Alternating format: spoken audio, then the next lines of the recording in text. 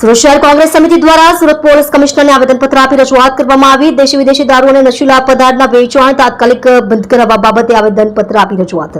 સુરત શહેર એક metro city તરીકે પ્રસ્થાપિત થઈ રહ્યું છે, ત્યારે હાલની પરિસ્થિતિમાં શહેરમાં ગુનાનું પ્રમાણ ખૂબ મોટા પ્રમાણમાં વધી રહ્યું છે, જેથી શહેરના નાગરિકો ભયના માહોલમાં જીવી રહ્યા છે। શહેરી નાગરિકો સાથે લૂંટ, ચોરી, હત્યાના રોજે રોજના બનાવો સમાચાર પત્રમાં પ્રગટ થતા રહ્યા છે, જેમાં સુરત શહેરમાં દેશ અને વિદેશી તેમજ નશીલા પદાર્થોનું મોટું નેટવર્ક કામ કરી રહ્યું છે, જેમાં તમામ વિસ્તારોમાં ખુલ્લેઆમ વેચાણ થઈ રહ્યું છે, જે નાગરિકોને કાયદા વ્યવસ્થા માટે અતિ ગંભીર પડકારરૂપ છે।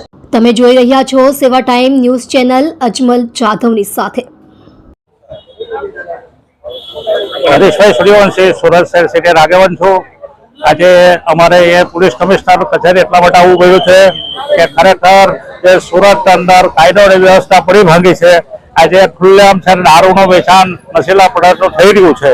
આજે ખુલ્લેઆમ છે તો બાઇકના ઉપર જે દારૂના પોટલાઓ જાય છે તે પોલીસને રેમ નજર ચાલે છે, તો તેમાં પોલીસ કોઈ દંડ કરતી નથી, તેમાં કોઈ પોલીસ પકડતી નથી। પણ ગરીબ અને મધ્યમ વર્ગના જે લોકો જે બાઇક પર જતા હોય કે ફોર વ્હીલ પર જતા હોય તો તે લોકોને દંડ કરવા માટે એને લોકો તિજોરી ભરવામાં જ રસ છે। આજે ગુજરાતના અંદર ગુજરાત પોલીસ ખાતાના અંદર 45,000 જેવી મહિલાઓ બહેનો છે કે આજની તારીખમાં ગુમ છે, એનો કોઈ પણ પટ્ટો મળતો નથી। પણ માત્ર ને માત્ર પોલીસને ફક્ત દારૂની હપ્તાગીરી કરવામાં અને નશીલા પદાર્થ વેચવામાં જ રસ છે। તેના માટે અમે પોલીસ કમિશનર સાહેબને 7 દિવસનો સમય આપે છે કે જો 7 દિવસના અંદર તમે આનો જો નિકાલ યોગ્ય નહીં કરશો તો અમે પ્રજાને સાથે રાખીને અમે જનતા રેડ કરીશું।